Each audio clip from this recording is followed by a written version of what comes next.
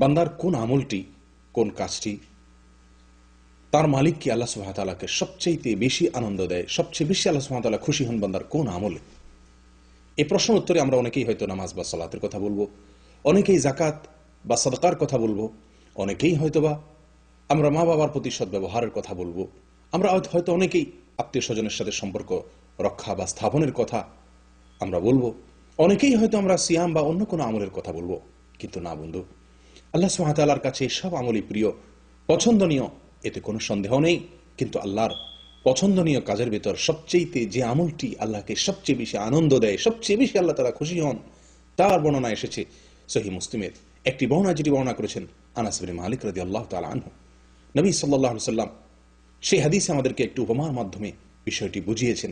তিনি বললেন, এক ব্যক্তি সফর করেছে কোনো একটা মরুভূমির পথে, তার সাথে যে সওয়ারি ছিল, বাহন ছিল, ঘোড়া কিংবা ওট অথবা গাধা তার পিঠে, সেই ব্যক্তির দানা পানি, তার সফরের সমস্ত পাথেয় প্রয়োজনীয় জিনিসপত্র ছিল। কোনো এক জায়গায় তিনি বিশ্রামের জন্য যাত্রা বিরতি করলেন, শুয়ে পড়লেন। ঘুম থেকে জেগে দেখলেন তার সে সওয়ারি সমস্ত দানা পানি সবকিছু নিয়ে উধাও হয়ে গেছে, নিরুদ্দেশ হয়ে গেছে। তার কোনো খোঁজ খবর পাওয়া যাচ্ছে না। ডানে বামে, সামনে পিছে, চতুর্দিক তিনি চেয়ে দেখলেন, কোথাও তিনি তার সে সওয়ারির কোনো নাম গন্ধ লেশ মাত্র তিনি পেলেন না। নিরুপায় হয়ে নিরাশ হয়ে গেলেন, ক্ষুধায় কাতর হতে হতে দুর্বল থেকে দুর্বল হয়ে পড়লেন। একটি পর্যায়ে কোনো এক গাছের নিচে তিনি শুয়ে পড়লেন। পর্যায়ে তার ঘুম বা তন্দ্রা এসে গিয়েছিল। হঠাৎ করে তিনি চোখ মেলে দেখলেন যে তার সে সওয়ারি সমস্ত দানা পানি সবকিছু সহকারে হাজির হয়ে গেছে। প্রিয় বন্ধু, এই লোকটি তার জীবনের সবচেয়ে এই কঠিনতম মুহূর্তে তার সেই সওয়ারিকে ফিরে পেয়ে যতটা আনন্দিত হন, যতটা খুশি হন, তার মাত্রাটা কি হতে পারে নবী সাল্লাল্লাহু আলাইহি ওয়াসাল্লাম উপমা দিয়ে আমাদেরকে বুঝিয়েছেন। লোকটি খুশি হয়ে আনন্দের আতিশয্যে বলে বসলো আল্লাহ সুবহানাহু ওয়া তাআলাকে লক্ষ্য করে, হে রব, হে আল্লাহ, আনতা আবদি ওয়া আনা রব্বুক, অর্থাৎ আমি তোমার মালিক, আমি তোমার রব, আর তুমি আমার গোলাম। আল্লাহকে বলছে, অর্থাৎ আনন্দের আতিশয্যে অতিমাত্রায় আনন্দিত হয়ে তিনি খেই হারিয়ে ফেলেছেন, উল্টো বলে ফেলেছেন। বলার কথা ছিল আল্লাহ সুবহানাহু ওয়া তাআলাকে লক্ষ্য করে, হে আল্লাহ, আনতা রব্বি ওয়া আনা আবদুক, আল্লাহ আপনি আমার রব, আমি আপনার গোলাম।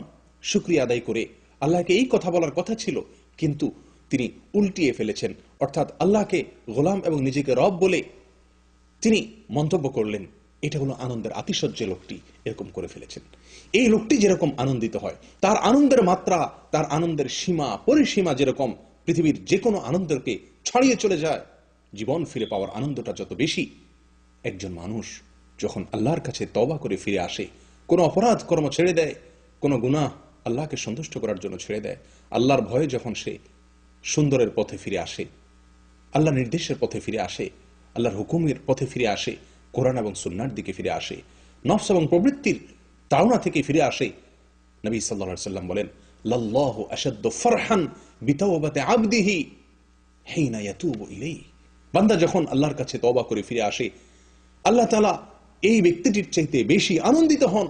এই ব্যক্তিটি তার সওয়ারিকে, তার দানা পানিকে, তার জীবনকে ফিরে পেয়ে যতটা আনন্দিত হন, আল্লাহ সুবহানাহু ওয়া তাআলা বান্দা যখন ফিরে আসে তওবা করে, বান্দা যখন তার ভুল বুঝতে পারে, যখন লজ্জিত হয়, যখন অনুতপ্ত হয়, যখন সে আল্লাহর রহমতের কোলে চলে আসে, যখন সে আল্লাহর কাছে আশ্রয় নেয়, যখন সে লজ্জায় মাথা নত করে চোখের পানি ছেড়ে দেয়, ফিরে আসে সুন্দরের পথে, পরিচ্ছন্নতার পথে, আল্লাহ সুবহানাহু ওয়া তাআলা তখন এত বেশি খুশি হন, যে খুশিটা ওই ব্যক্তির জীবন ফিরে পাওয়া খুশির চাইতে বেশি। প্রিয় বন্ধুগণ, সহিহ বুখারীর এক হাদিসে আসছে, নবী সাল্লাল্লাহু আলাইহি ওয়াসাল্লাম বলেন, ওয়াল্লাহি ইন্নী আস্তাগফিরুল্লাহ ওয়া আতুবু ইলাইহি ফিল ইয়াউমি আকসার মিন ৭০ মাররা, আমি প্রতিদিন ৭০ বারের চাইতে বেশি আল্লাহর কাছে তওবা ইস্তেগফার করে থাকি। অথচ আল্লাহ সুবহানাহু ওয়া তাআলা তার পূর্বের পরের সমস্ত ভুল ত্রুটি সবকিছুকে অগ্রিম ক্ষমার ঘোষণা দিয়ে দিয়েছেন।